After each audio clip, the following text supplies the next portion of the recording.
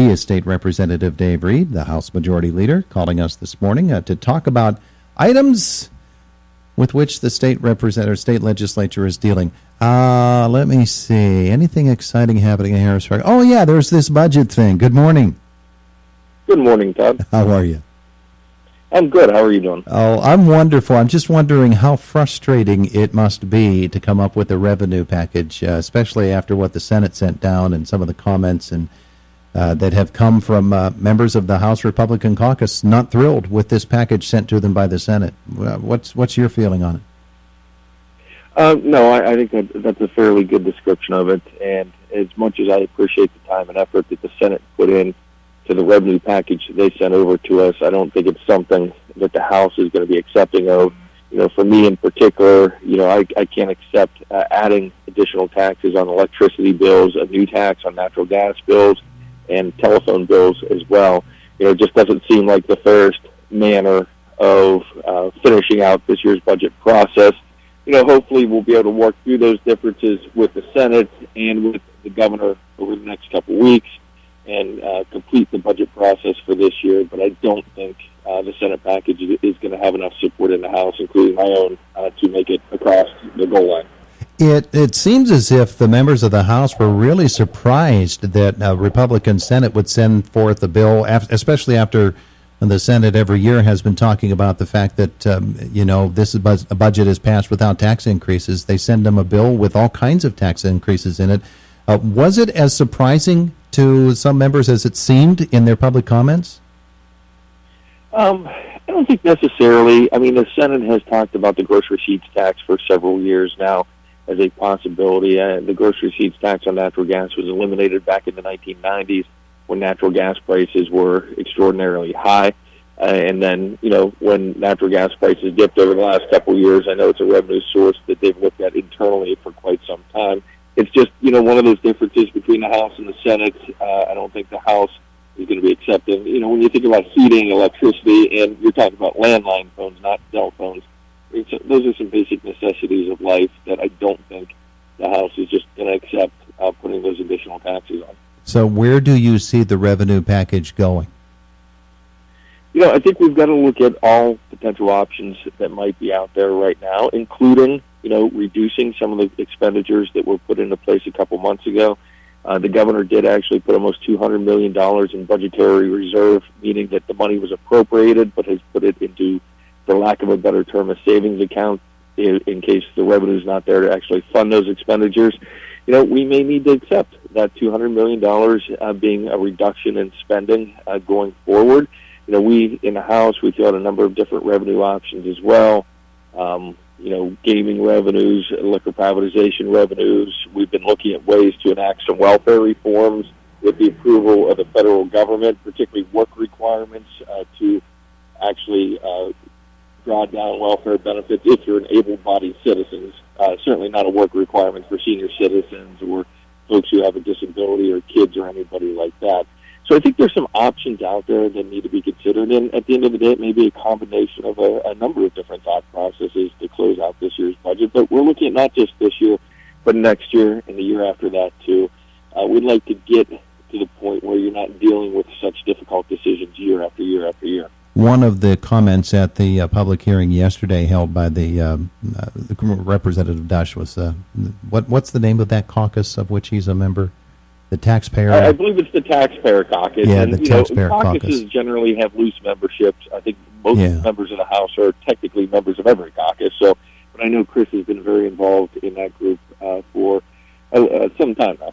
One of the comments by a member of the public there, I think, addresses what you were just speaking of about future budgets as well, and that was Pennsylvania has reached the point where we need to stop separating the process of revenue gathering and spending plans and never come up with a spending plan until you know what the revenue is going to be. I know that's awfully difficult to do because revenues are based upon projections of what's coming in the next 12 months. Is that something that could be somehow managed to be accomplished? I think there's a number of budgetary reforms that could be put into place. Look, that's certainly something that could be considered. Now, the flip side of that, of course, is what happened back in 1991, where the legislature at the time, obviously I wasn't part of it, I was in junior high school. But, they were looking at about a $1 billion deficit for the state's operating budget that year by the time they were done, because in order to fill that $1 billion deficit with spending not being locked into place, it took $3 billion worth of taxes, because every legislator came to the table, Republican, Democrat, House, Senate, and said, well, if I'm going to support that, I'm going to need additional spending here or additional spending there. So, it can actually drive up the spend number and the taxes associated with it by requiring one to get to the other, depending on the process. But I think there's a number of other budgetary reforms we could be looking at.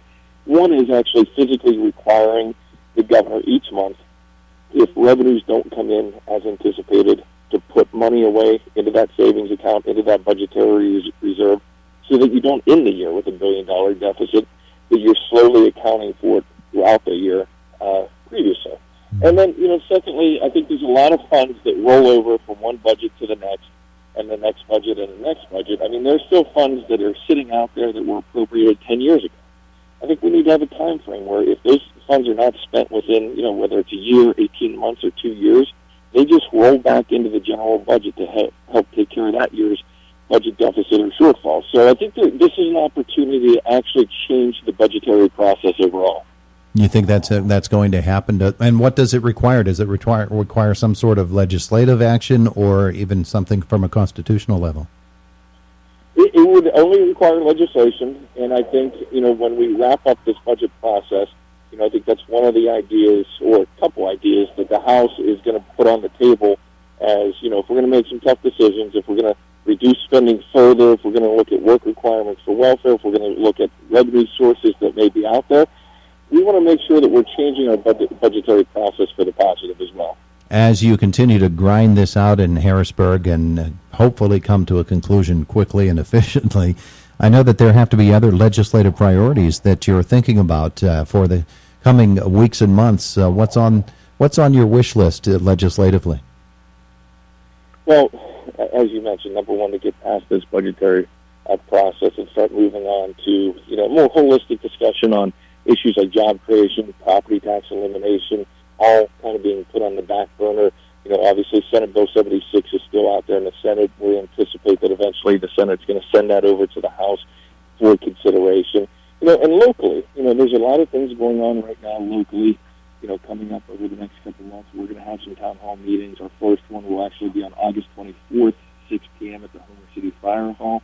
And then we'll move on in September and October to Armagh, Clymer, and Blairsville for our fall scheduled Senior Expo coming up in October as well. And and we also have an exciting announcement coming up here in just a few weeks. I think it's Sunday or Saturday or Sunday, August 19th, whichever. That's if a that's Saturday. A Saturday, it's Saturday. If Yeah. that's a Sunday, it's a Sunday. But out at Yellow Creek, we're going to have the Secretary of DCNR, the Department of Conservation and Natural Resources. She's going to be coming in to make an announcement on what the future of the beach area is going to look like down there. And we've gotten a lot of calls in recent years about the need for improvements down there. So that'll be an exciting announcement that'll be coming up soon as well. Well, that's interesting you mentioned that. By the way, August 19th is a Saturday. Well, then I'll know where to be on that Saturday. I happened to stop by the beach at Yellow Creek a month or so ago, and I took a look at it, and there was only one person on the beach in the middle of summer, and I recalled my days as a young buck, just a teenager, and Yellow Creek was a destination. The beach at Yellow Creek was where everybody wanted to be, and one person on the beach in the middle of a summer day just didn't seem right. Well, I think it's difficult when you have porta-johns as the restrooms. You don't have the concession stand anymore. You don't really have any of the buildings being functional. Heather and I like to take the kids out there pretty consistently, whether it be to swim, to hike, to bike. And I think there are a lot of other families that would use it as well if we just upgrade those facilities a little bit. And they've been neglected for far too long, so hopefully people will be excited about the announcement that will be coming up here in a couple of weeks. Well, she used to be a lifeguard there, didn't she? She used to be, that was her first job. She was a lifeguard at Yellow Creek back when they actually had lifeguards. She saved your life? No. Those were before my days. Okay. All right. All right. Well, State Representative Dave Reed, keep a sense of humor about it and keep working hard. I know you will. And there's still much, much to be done with this budget package. Everybody celebrates at the beginning when it's announced that a budget has been reached, but that's only half of the plan. You got to find the money then, and I know you're working on getting that done. Thanks, Todd. Have a great week. You too. We'll see you. There's State Representative Dave Reed with us here this morning on Indiana in the Morning, presented by First Commonwealth Bank, AM 1160 WCCS and 101.1 FM.